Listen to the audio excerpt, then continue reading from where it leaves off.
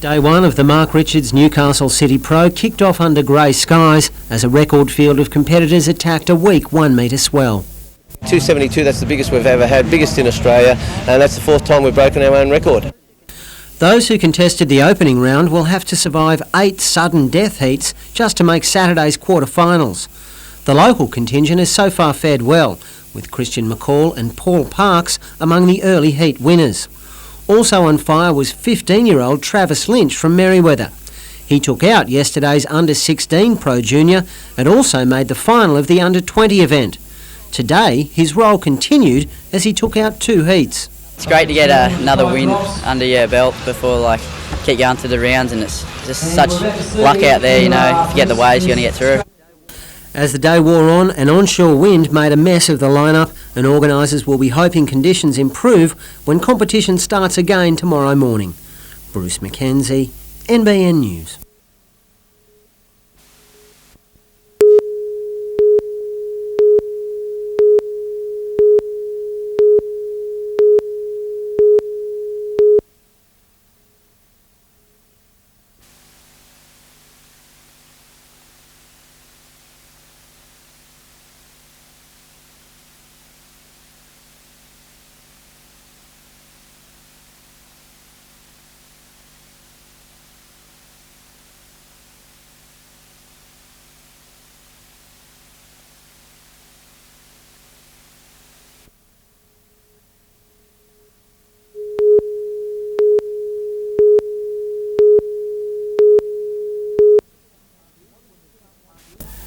After what was a somewhat bruising affair, the Knights found themselves back in familiar waters today, soaking up their first successful crusade away from home this season. But sitting out the session, Darren Albert, the Newcastle Flyer, with his thumb heavily strapped today. Nothing really confirmed yet, but I'll see the Neil Halpin tomorrow and find out what I should do about it. It's an injury that went unnoticed by most, but given he's the fastest man in league, the most many saw of Darren Albert was his back. Taking his season tally to 10, Albert leads the league's top try scorers ahead of a number, including 2 teammates in Tamana Tahu and Adam McDougall. It's friendly between us. We're always having a go at each other, saying, yeah, got another one on you or whatever. So, yeah, it's a good bit of fun. Albert's injury, the only real concern after a win that also proved a point. We don't want to be a team that always has a very good reason why we didn't win at an away event. While it was the backline that caught everyone's eye, the performance came on the back of a powerful display up front. A mate of mine remarked that Newcastle's finally got a pack that the backs deserves. The injured Danny Badeiras and Matt Gidley still look weak prospects to return this weekend, but Adam McDougall believes he'll be right to play St George Illawarra on Friday.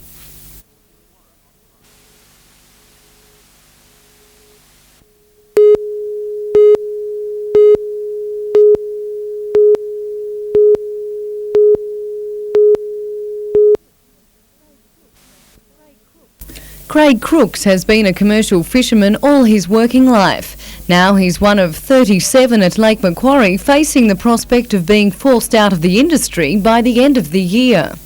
It'll be the end of my livelihood, end of my life as I know it. I don't know anything else. It'd be devastating for all of us in here, all of us concerned. As part of its plan to restructure the fishing industry, the government wants to ban commercial fishing in Botany Bay and Lake Macquarie and force fishermen to sell their licences. Recreational anglers would then have free rein of the lake, providing they buy an annual licence for $25. Even though the plan is designed to replenish the state's fish stocks, those on the water are yet to be convinced. It won't make any difference to the stock in the lake. This lake would be one of the better estuaries along the coast for habitat and one of the better producing lakes. We produce 12 months of the year. Faced with the prospect of losing millions of dollars in income a year, fishing cooperatives are joining forces to express their dissatisfaction. There's going to be no benefit to any person involved in the fishing industry. The consumer will be worse off because of the lack of supply. The prices will be higher because of the same reason. And they won't have any choice of what they'll be buying. Vanessa Spark, NBN News.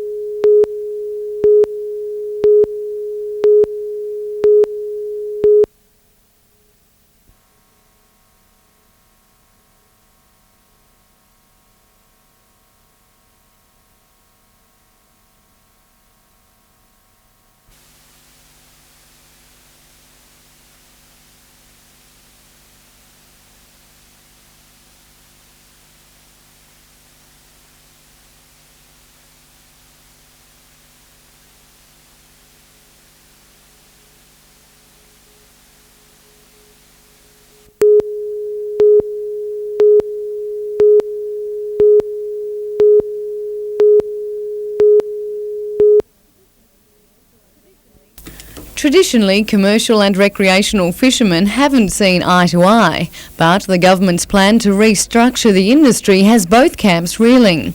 While commercial fishermen in Lake Macquarie stand to lose their licences, their part-time counterparts will be slugged with an annual fee. I think it's disgraceful. What we're having is the introduction of another piece of legislation which has not been well thought out, and really it's going to affect the mums and dads who like to go fishing. The government is calling for submissions responding to their plan, which is designed to help replenish fish stocks. But complaints are mounting against the lack of research which has gone into the proposal. It hasn't been well thought out. It's not based on sound biological assessments. It's based on political expediency. The turmoil over stocks and licences has generated renewed interest in fish farming. 40% of fish sold across the state is already sourced from farms, a figure which is tipped to grow in light of the government's decision to ban commercial fishermen from certain waterways. We are sure that it will flow onto other areas, and that means eventually there will be no commercial fishing in any estuary, or probably out to 3 mile, is what some of these groups want. Vanessa Spark, NBN News.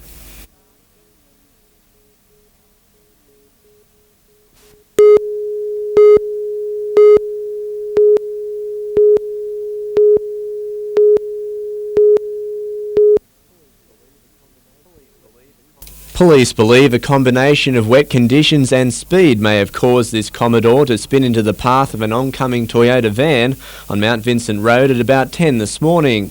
The 35-year-old driver of the van was trapped in the wreckage before being taken to John Hunter Hospital suffering serious leg injuries. 2 young children travelling with her were taken to the John Hunter for observation, while the driver of the Commodore was also hospitalised with minor injuries. Meanwhile, minor flooding and road closures occurred across the region, with most around Maitland and Dungog. The State Emergency Service is monitoring the situation and is particularly concerned about the Patterson and Williams rivers. We're expected some peaks around midnight, so we'll be keeping an eye on it. Colin Baldwin, NBN News.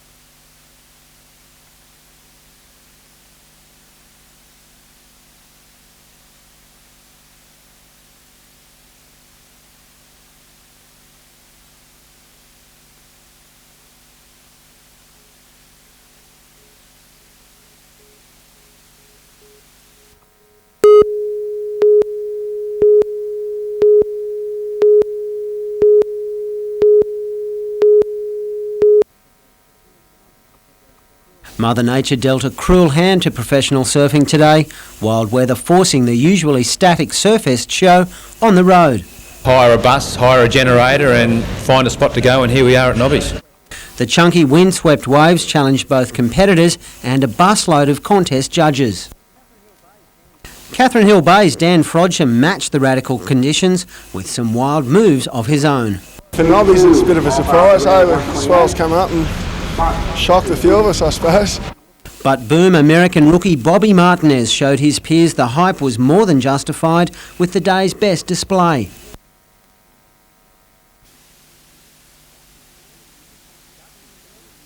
Gutsy showing from Newcastle's Simon Robinson as well. For 15-year-old local Travis Lynch, the fairy tale continued as he survived in style to progress from his 5th heat in just 3 days. It's pretty heavy. I was a little bit scared. I was okay. Just try and keep my mind focused. Competition is expected to move back to Newcastle Beach tomorrow. Bruce McKenzie, NBN News.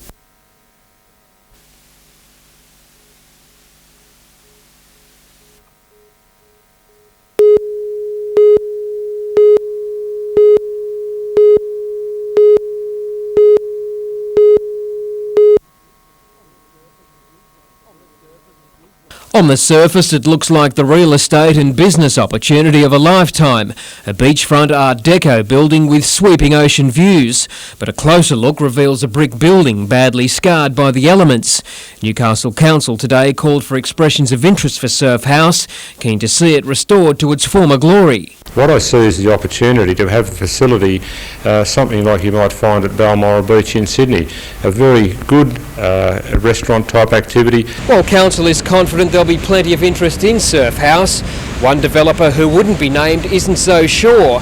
He says the cost of restoring the building is reason enough to stay away. Look, I think if someone was looking at buying it and turning it into something, they'd probably be very hesitant. But with the Council's involvement and the Council's willingness to see it restored, the costs will be shared.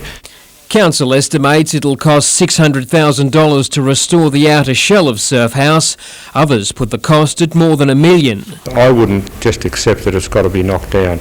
There is a need for toilet facilities there anyway in that location. This building will provide that. Expressions of interest closed in early May. Blake Doyle, NBN News.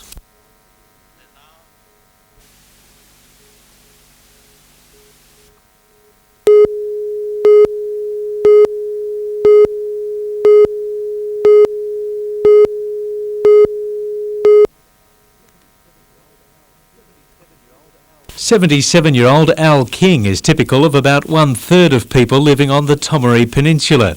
Elderly but active, Al is involved in service and community groups and is leading a push to improve services at the local polyclinic. Anything happens outside of 9 to 5 hours, you can't get x-rays, you can't get the emergency services, and people have to go to Newcastle to have x-rays.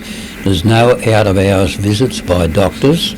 The 12-bed Nelson Bay Polyclinic was built in 1988 to cater for the 14,000 people living on the Tomaree Peninsula. More than a decade later, the area's population has grown to close to 20,000, but the number of beds at the clinic has grown by just 2.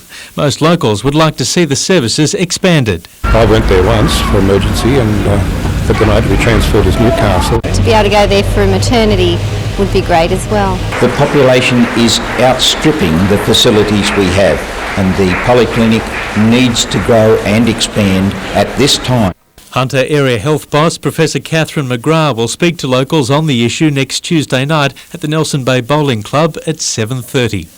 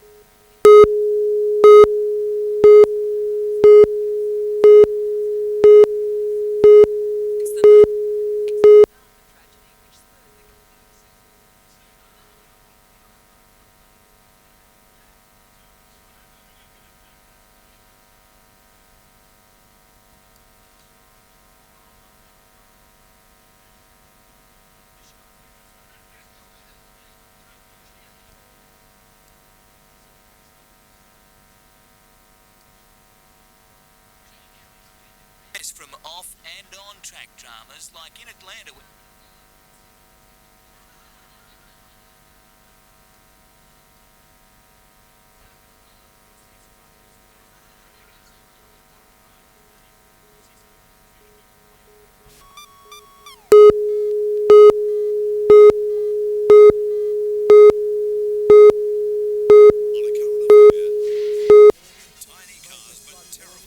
Major flood warnings issued for communities along the Patterson River earlier this evening. It continues to rise, but the skies will determine by how much. At Hinton, the pub has taken on extra supplies, preparing for the worst. It's been rising faster this afternoon than what it was this morning, and it's gone over the banks a couple of hours ago, just up the road there a little bit. The SES has set up a command post to make sure the small town isn't left completely isolated. We're doing ferry trips tomorrow morning for people to go to work from about 6 through till 9, and then probably about from 3 o'clock through till 6 tomorrow night. By nightfall, four-wheel drives were the only vehicles capable of driving north from Hinton with any degree of safety. In Patterson, no one was crossing rising waters as levels climbed more than halfway up street signs, and only the top story looks like staying dry in this house. Earlier, the Williams River broke its banks, causing havoc in Dungog, dividing the town in two. Operators of the local bus service were taken by surprise, the rising waters trapping this bus over the pits. Homes along Mile Creek are under threat, water lapping at Stephen Nevin's floorboards by midday. This is the second time in a fortnight that this has happened. It hasn't quite reached the peak. Just another 6 inches like that and it'll reach last week's, but I sort of had all the gear up and was hoping this time it wasn't going to happen. And while water continues to flow down the Hunter and Williams valleys, flood levels will continue to rise. David McElwain, NBN News, late edition.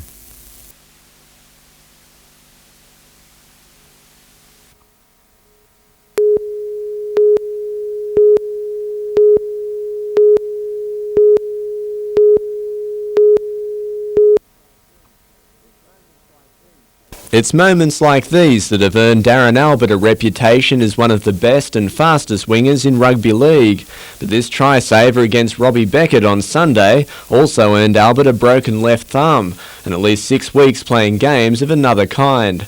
It's the latest in a long line of injuries for the 24-year-old and comes just as he leads the league in tries. To get off the way, start the way I did, I was really happy with the way things were going and looking forward to hopefully getting into some rep size this year, but as it turns out, I might miss that.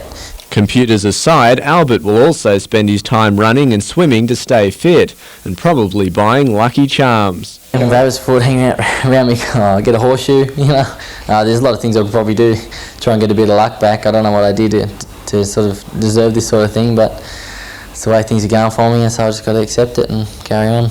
While the Knights are besieged by injuries, St George Illawarra will field the same starting 13 from last week's win over Auckland. Ex-Newcastle coach David Waite will try to use his local knowledge to make it 2 from 2. I was there for a little while, so we go all right in Newcastle.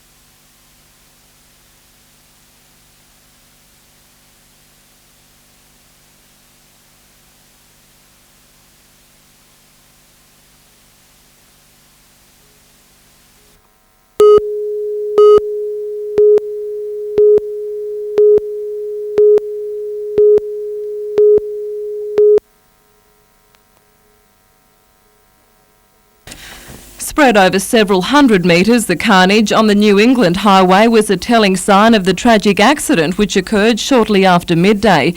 Police believe a white BMW heading north veered onto the wrong side of the road, the coupe colliding head-on with a coal truck, the impact killing the 32-year-old female driver. Witnesses say the coal truck driver then lost control, clipping a Land Rover Discovery and causing it to roll. Like just travelling down and there just the smoke, forward driver pulled up on the left there. There was just chaos, eh? A terrifying scene then unfolded before motorists. After rolling on its side, the laden coal truck slid several hundred metres on the wrong side of the road, where another coal truck travelling in the opposite direction ploughed into the wreck. There was little chance of survival for the 53-year-old truck driver still trapped in the cabin. We got Flash, one of our mates, out of the red truck. Got him down as best we could, but we couldn't get the other chap or do anything for him. The immense impact of the collision hurled the truck's engine almost 50 metres from the disintegrated wreck. The 56-year-old driver of the second truck from Denman heading north was flown to John Hunter Hospital with head and arm lacerations. He remains in a serious but stable condition. One woman and 2 men in the Land Rover Discovery were taken to Muswellbrook Hospital with minor injuries. The wreckage caused major delays for traffic on the highway, with a clean-up operation focusing on clearing debris and a 200-litre diesel spill. Crash investigation police believe fatigue may have been a major factor in the accident. Helen Kapalos, NBN News.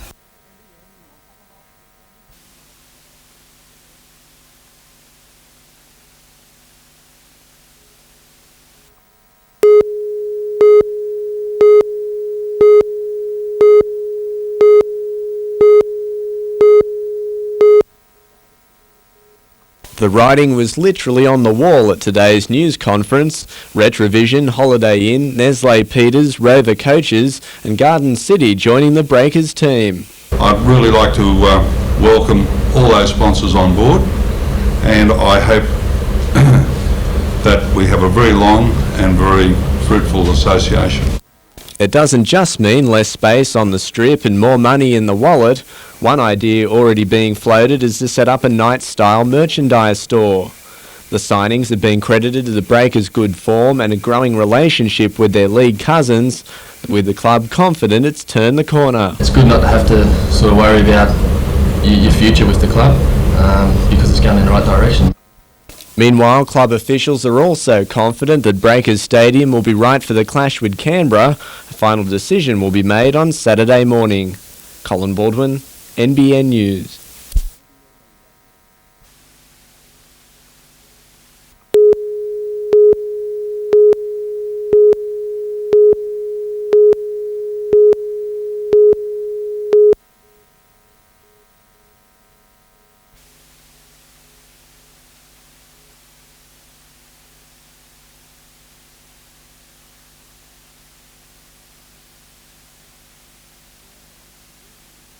You also have a tremendous number of terrific Paralympic athletes who are living in this area, and that's great, and a huge number of schools who are involved in our schools programs.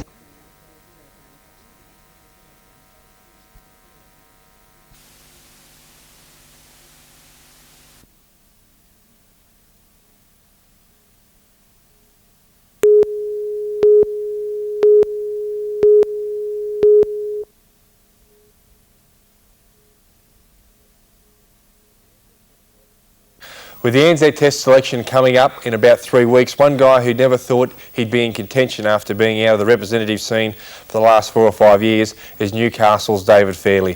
While Webke and Howe are certain to wrap up the front row positions, David has been thrown around as a utility fresh reserve, and I think his form has been the best in the league. His work rate statistics are just phenomenal, almost unbelievable. I've played with David in the 94 Kangaroo Tour, and he was in good form then. I've got to say his form now is the best I've ever seen. There's been a few trends this year when picking winners in this year's competition. The subtle advantages have come to the fore because the competition is obviously so strong. But it seems that when a side gets convincingly beaten on an away game, then plays at home the next week, the trend shows that they usually play well and they usually win. And with that, I've gone with the Sharks and the West Tigers. Both well beaten while away last week and both playing at home this week. I think the Panthers will struggle against Canberra on Saturday at Bruce Stadium, with an horrendous injury list, which seems to happen to those guys every year. Canberra's form last week against the Broncos was good, and they should win again this weekend. Now, I think the St George Illawarra game could be a dangerous one for the Knights after rebounding to form with the win last week. The same could be said about the Auckland Roosters game. Auckland will be dangerous because there's so much pressure on the Warriors to hit some form. It'll make for a real physical match, but the Roosters won there last year at Ericsson Stadium, and I think that they can do it again. Bulldogs played ANZ against the Broncos, and I'm sure the Bulldogs will play much better after their loss to the Cowboys last week. I've never seen a worse case of a team that's been overtrained during the week. They're almost a case of the Walking Dead. They're very, very flat indeed. But they'll give the Broncos a run this week for their money. The Northern Eagles' form last week was the best in the competition, and they'll be too good for the Cowboys at Dairy Farmers. Here's my selection again for round 8. The Knights, Raiders, Sharks, Cowboys, Broncos, Warriors and the Tigers to win. Now, don't forget tonight to get down to the big game at Marathon Stadium. Go the Knights. Good luck. I'm Paul Harrigan for NBN News.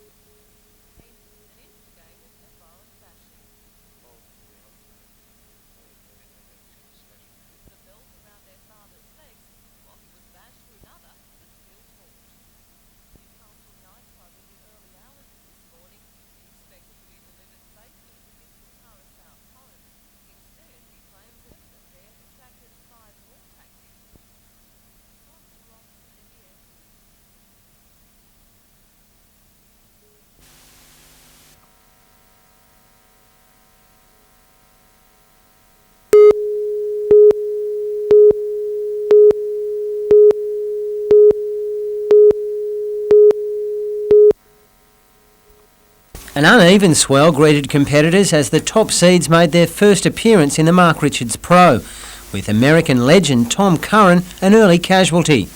1993 champ Derek Ho joined him on the sidelines as local hope Luke Egan was rewarded for some big moves. It's better, makes people go for it, makes it more entertaining, and out there, you're catching 3s and 4s, and the only thing that's going to get you 5s and 6s is taking the risk out the back. Reigning world champion Mark Okolupo was next in the firing line, the comeback king scraping through with a late wave. It was pretty stormy and choppy, and I found getting through on my last wave on 2 turns, so I was lucky. Oki was in far better form later in the day as he qualified for the quarterfinals. Defending contest champion Taylor Knox progressed at the expense of another former champion Damien Hardman.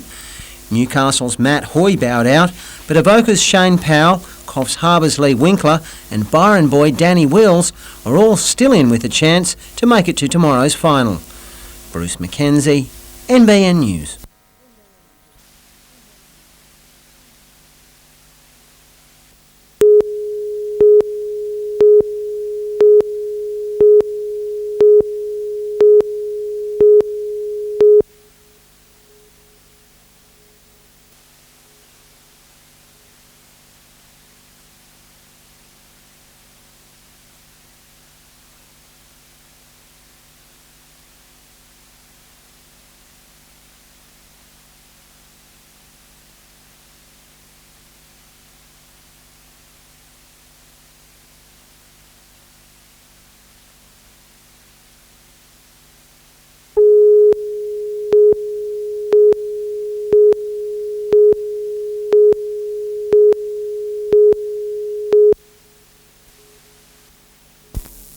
A gathering in Newcastle covered a range of issues surrounding teenagers with Down syndrome leaving the security of home. Organised by Life Activities, it brought together parents, carers and health professionals to join in discussions including stress management, employment and risk-taking.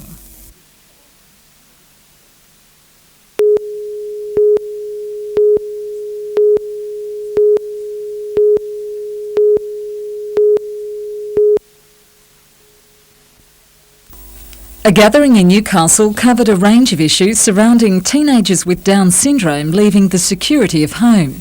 Organised by Life Activities, it brought together parents, carers and health professionals to join in discussions including stress management, employment and risk-taking. So we've been exploring with parents the whole idea of taking a risk and how you might negotiate that and make it more comfortable for yourself and more safe for your young person while learning to do these things. A professor of learning disability from Northern Ireland, Roy McConkie is well respected in the field of intellectual disabilities. He believes overprotective parenting of teenagers with special needs can lead to a lack of opportunity. So we're saying to families, while you're a very good carer, at the same time you also need to be giving opportunities for the young people to try new things and to learn new things. 1 in 600 babies is born with Down syndrome. In Australia, that's less than 1% of the population. Once unheard, disabled people are now speaking out about the direction they want their lives to take. I think it's a much brighter future than it's ever been, largely because parents have had their eyes opened as to what the possibilities are, that these children have abilities and not just disabilities. And from an early age they've been encouraging them to be able by bringing them out into society, and they're now opening their eyes to the possibility of them working, the possibility of them living, and some of them passing their driving test.